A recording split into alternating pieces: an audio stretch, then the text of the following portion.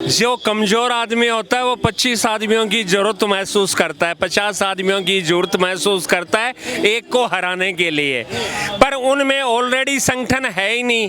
अभी उनके जज्बातों की बातें ही एक साथ होने की कर रहे हैं, पर कुटुंब अलग अलग है। तो वो चाहेगा मेरे को सीट मिले, वो चाहेगा मेरे को सीट मिले, इसलिए मोदी को कोई हराने वाला इस दुनिया में पैदा नहीं हुआ।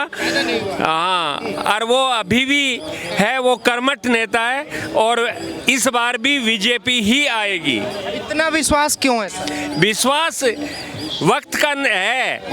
वक्त में जब 20 आदमी 40 आदमी मिलके एक तरफ होते हैं और जब एक शेर एक तरफ होता है, उसको गीदड़ हो, चाहे इंसान हो, चाहे भालू हो, चाहे बंदर हो, उनको हराने का प्रयास करता है, पर वो हारता नहीं है क्योंकि उसने काम किया है और अपने दम पे आज सब कुछ बना हुआ है और विदेशों में ही आज भारत का झंडा लहरा रहा है। बता रहे हैं कि मोदी जी को इस बार अगर नहीं हटाया तो देश 100 साल पीछे चला जाएगा। देखो, जिसको देश की पहचान नहीं, जिसको घर की पहचान है कि मेरे घर में आज 10 सालों से पैसा खत्म हो गया जो बोरे भर के रखे थे, वही लोग चाहेंगे कि बोरों की यादें बनी हुई है उनके पास में, काले धन की यादें बनी हुई है। जो वर्ल्ड के अंदर अमेरिका में ये सर्च हुआ है कि यदि है तो मोदी एक नंबर पे है, जो कोई रिश्वत या कोई भी ब्लेम आज तक उनके ऊपर नहीं है, मोदी जी के ऊपर नहीं है। तो जो हिंदू राष्ट्र की या हिंदूवाद की कोई बात नहीं है, एक राष्ट्र की बात हो रही है। ये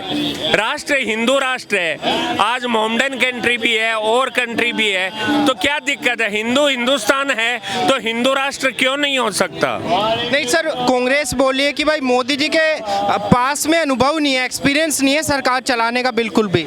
उनके पास अनुभव नहीं है जो और 25-40 आदमी है, क्यों? उन्होंने कभी अपने घर के अलावा कुछ देखा ही नहीं। जिसने घर के तरफ ही नहीं देखा हो, जो साधु के समान है, आज भगवान के समान है, उन पे ब्लेम लगाते हैं। ऐसे ही गुरुजी पे, बागेश्वर धाम पे ब्लेम लगाते हैं लोग। इसका मतलब ये नहीं है कि संसार में लोग जो भारतवर्ष में रहते हैं और जो उनके ऊपर कुछ गलत है, इकट्ठे होने के लिए, हराने के लिए होता है। इकट्ठे फिर भी शेर शहंशाह होते हैं, जैसे बागेश्वर धाम सरकार है या मोदी जी है, उनको कोई हरा नहीं सकता। क्यों? उनके पीछे भगवान की सत्ता, भोलेनाथ की सत्ता, हनुमान जी महाराज की कृपा, ये जहां बरसती है उसको कोई नहीं हरा सकता, चाहे पूरा देश एक तरफ हो जाए। नहीं, जैसे कांग्रेस बता रही है कि भाई मोदी जी से बड़ा राष्ट्रवाद हमारे दिल में है, देश के लिए हमने बलिदान दिया है, मोदी जी ने कुछ नहीं किया। बलिदान क्या दिया है? आप इतिहास उठा के देखो, क्या क्या कारनामे किए इन लोगों ने, अब उजागर हो रहे हैं। आप व्हाट्सएपों पे देखो क्या क्या हो रहा है, सोशल मीडिया पे देखो क्या क्या इन लोगों ने गफले किए हैं। नहीं, जैसे कांग्रेस बोले कि बलिदान देश के लिए हमने दिया है, मोदी जी ने नहीं दिया। हम बोले कि हमने अपने दो परिवार के सदस्यों का बलिदान दिया। उन्होंने भी कुछ नहीं दिया है, वो महापुरुषों ने दिया है जो इस भारतवर्ष को आजाद करा के दे गए। उन्होंने कौन सा बलिदान दिया है? कांग्रेस ने कौन सा दिया है? ये कल की पार्टी है, इन्होंने कौन सा बलिदान दिया है? आप एक आदमी भी इतने लोगों में आके खड़ा होके कह दे कि मैं कांग्रेस ने या उन्होंने ये बलिदान दिया है। सब ने अपनी जेब भरी है। जेब में भरी है। हाँ, मोदी जी ने नहीं भरी। मोदी जी क्यों भरेंगे? मोदी जी को किसको देना है? उनको तो सब बेटे पोते, नाते नाती, भाई बहन, भतीजा, चाचा, उनको देना है। मोदी जी के तो कोई नहीं है। क्या यही वजह है कि मोदी जी को जनता ज्यादा पसंद कर रही है? पसंद नहीं करेगी, 224 में मोदी ही आएगा। 24 में मोदी। हाँ, किसी की ताकत नहीं कि उसको 40 आदमी हरा सके, नहीं 5 लाख आदमी, पूरा देश एक तरफ हो जाए, वो कर ले, तो भी वोट देते टाइम मोदी को ही देंगे। नहीं, कुछ लोग बता रहे हैं कि जिस दिन ईवीएम हट जाएगी मोदी जी अपने आप हट जाएंगे। देखो, ईवीएम में धांधली होती है, वो लोगों ने आज तक सदा धांधली से जीती है, तो उनको क्या पता ईवीएम क्या होता है। जहां जीती है ईवीएम पार्टियां, तो वहां तो वो कोई ऑब्जेक्शन नहीं करते। अरे और जगह जहां हारती है वहां ईवीएम हट जाता है उनके। अभी बंगाल में जो है ग्राम प्रधान के चुनाव हुए, नगर निगम के चुनाव हुए, पूरे बैलेट पेपर के बॉक्स उठा लिए, जला दिए और वहाँ मारपीट हो गई, पूरे बूथ पे कब्जा कर लिया। ये हाल है बैलेट पेपर का। तो ईवीएम से दिक्कत क्या है फिर लोगों को? दिक्कत तो सबको पता है। अरे वहाँ तो उस जो है ममता बनर्जी जो है उनका राज है भाई साहब। डेली हिंदुओं को मारते हैं वो, डेली हिंदुओं के घर जलाते हैं वो। पर ये थोड़े ही दिन जलेगा। जो दूसरों का अपने देश के घर जलाएगा, उसके खुद के है वो तो अभी 10 आदमी या उनकी पार्टी देख रही है। जब उनके घर जलेंगे, देश विदेश और भारतवर्ष भी देखेगा। अच्छा, मुझे ये बताइए, सारे नेता एक साथ हैं, राहुल गांधी, केजरीवाल, नीतीश कुमार, ममता बनर्जी, अखिलेश यादव, केसीआर, सारे बड़े बड़े नेता एक साथ हैं। क्या मोदी, अमित शाह, योगी 3-4 लोग मिलके इन सबको हरा पाएंगे? बड़े कौन होते हैं? बड़े काम करने वाले होते हैं। आप यहाँ ड्यूटी पे खड़े हैं, 2 भाई खड़े हैं, देखने वाले 500 आदमी है। क्यों? कि आपने निष्पक्ष भावना से सबको सुनाना है, सबको बताना है, देश हित में लगे हुए हो। तो आपको कौन हराएगा भाई साहब? वो देश हित में मोदी जी लगे हुए, कौन हराएगा? मोदी से जलते क्यों हैं लोग, मुझे ये पता नहीं। वो सभी को राशन दिया है, सबको गैस दिया है, सबको सब्सिडी देते हैं, घर बैठे सबको राशन देते हैं। फिर वही लोग जिनका खाते हैं, उन्हीं के वही लोग उनका ढोल बजाते हैं। ये कोई मतलब थोड़ी है। विपक्ष बता रहे कि मोदी जी चाय वाले हैं, चाय वाला देश नहीं चला सकता। अरे चाय वाले से प्रधानमंत्री बन गए, तुम तो पैसे वाले थे। तुम्हारे बाप दादा है वो देश का पैसा खा खा के, और तुम्हारे पास पैसा था तो पैसों के जोर से इतने दिन राज कर लिया। अब देश को पता लग गया कौन चोर है, कौन है वो बिना चोरी किए हुए इस देश की सेवा कर रहा है। तो साथ होने से कोई मोदी को फर्क नहीं पड़ने वाला है, कोई फर्क नहीं पड़ेगा।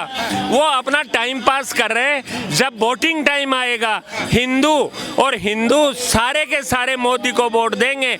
यहाँ तक कि मोहम्मदन भाई, सिख ईसाई भी जो देश के हित के अंदर काम कर रहे हैं, देश की चीजों को समझ रहे हैं, वो लोग भी मोदी को वोट देंगे भाई साहब। इस बार विपक्ष बोल रहे हैं कि भाई राहुल गांधी जी में क्या दिक्कत है, वो प्रधानमंत्री क्यों नहीं बन सकते?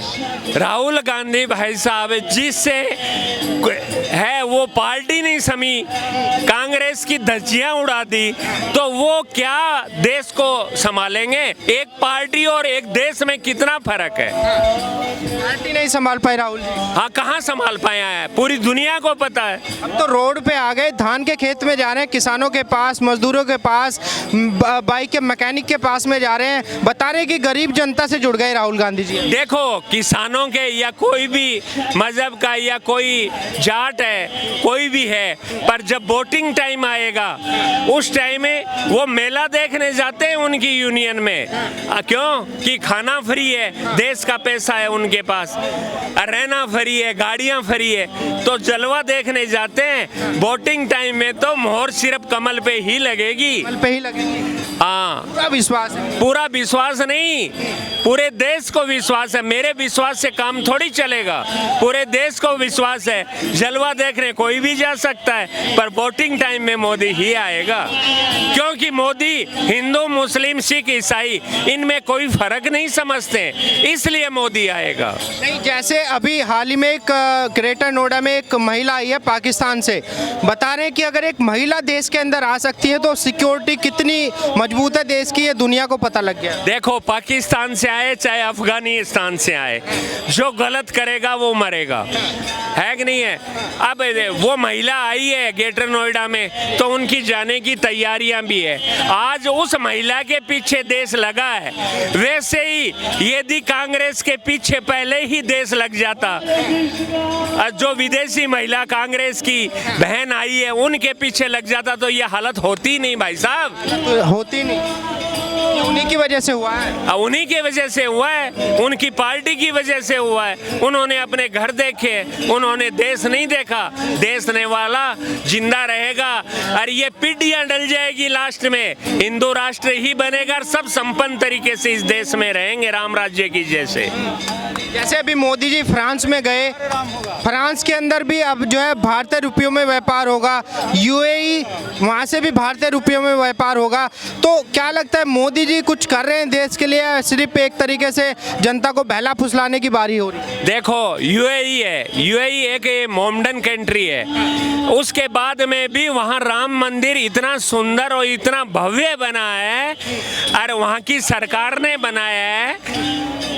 क्या वो मोमडन नहीं है? पर वो आज मेरी बच्ची भी वहाँ विदेश में दुबई रहती है, उनको एक स्वतंत्र तरीके से वहाँ के नागरिक देखते हैं, उसी तरीके से भारत के नागरिकों अन्य देशों के लोगों को देखा जाता है। सबके लिए न्याय बराबर है। और वो मोमडन कंट्री हो गई तो क्या है, फिर भी भारत देश के साथ है। क्यों है? उनके काम के लिए, मोदी जी के काम के लिए भारत के साथ है। आज तक तो ऐसा नहीं हुआ जहां हम राम मंदिर विदेशों में बनाओ, हनुमान मंदिर बनाओ, सालों से, सैकड़ों सालों से भी दुबई के अंदर शिव मंदिर, हनुमान मंदिर बने हुए हैं। हम जाके दर्शन करके आए, हमें अच्छा लगा कि देखो यहाँ की सरकार, एक भारत की सरकार, भारत का हिंदू, वो भी हिंदू का पैर काटने में लगा है और वहाँ मोमडन होते हुए भी देश, भारत देश की इज्जत रख रहे हैं।